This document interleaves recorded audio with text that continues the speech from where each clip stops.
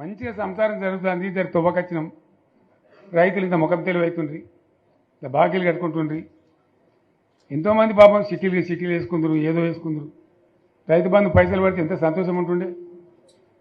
ఆయన పోయిన ఇప్పుడు గంగలు గడిచిపోయింది. ఇప్పుడు వాడు ఇత్తడో ఈడో భగవంతుని కనుక ఇచ్చినా కూడా మోసమే. ఏదో మళ్ళీ ఎలక్షన్ కోసం దానికోసం చేస్తారు తప్ప కడుపు నిండా ప్రేమను ఇచ్చేది గిట్లే ఉంటుందా? మనం ఉన్నప్పుడు కరోనా వచ్చింది.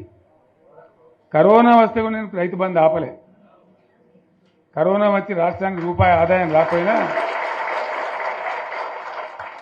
వ్యవసాయం అయితే జరగాలి కదా, తప్పద్దని చెప్పి ఈవెన్ కరోనా ఉంటే కూడా రైతు బంధు ఆపలే. అంత ఒక నిర్ణయం తీసుకొని రైతాంగాన్ని నిలబెట్టాలని, కాపాడుకోవాలని చెప్పి ఒక 4-5 మంచి స్కీములు తెచ్చి వాళ్ళని కాపాడుకున్నాం. గౌరవంగా బతికిన రైతులు. ఒక ధీమా వచ్చినుండి. రైతు బీమా పడితే ఎంతమందికి సాయం జరిగింది? గుంట భూమి ఉన్న కూడా మంచిగా సాయం జరిగింది. చిన్న రైతు కూడా సాయం జరిగింది.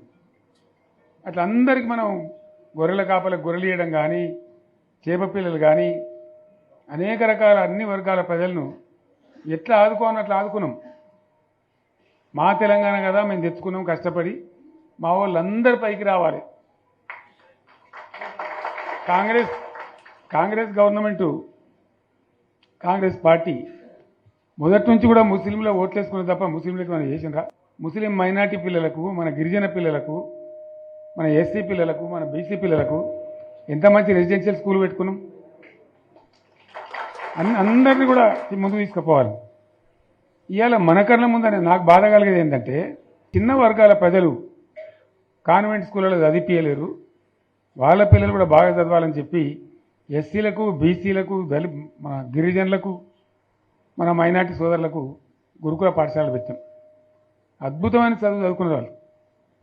ఇవాళ మొత్తం రోజు బడి పిల్లలు విషాహారము, కడుపు నొచ్చుడు, బాధపడు, పురుగులు అన్నం పెట్టుడు. పిల్లలు వెళ్ళిపోతున్నారు ఆ స్కూళ్ళ నుంచి, ఇళ్ళకి వెళ్ళిపోతున్నారు. తల్లిదండ్రులు కూడా భయపడి తీసుకుపోతున్నారు. ఏం ఘోరం ఇది, నాకు అర్థం కాదు. మళ్ళీ ఇది చేసేవాడు ఇప్పుడు మళ్ళీ అదే కాంగ్రెస్ పార్టీ. అంతేనా? మళ్ళీ పాత కాంగ్రెస్ మోపోయింది, మళ్ళీ కరెంటు కోతలు మోపోయినాయి. ఎండాకాలం ఇంకేం గతి అవుతుందో, మార్చి ఏప్రిల్ ఏమవుతుందో. ఇంకా ఇక్కడ కరెంటు కోతలు మోపోయినాయి, ఇటు మంచినీళ్ళు సరిగొత్తలేవు, అడిగే నాతులు లేడు. ఎవడన్నా గట్టిగా నిలదీసి అడితే వాడిని పోలీస్ స్టేషన్లో పట్టియడం. ఇదేనా రాజ్యం?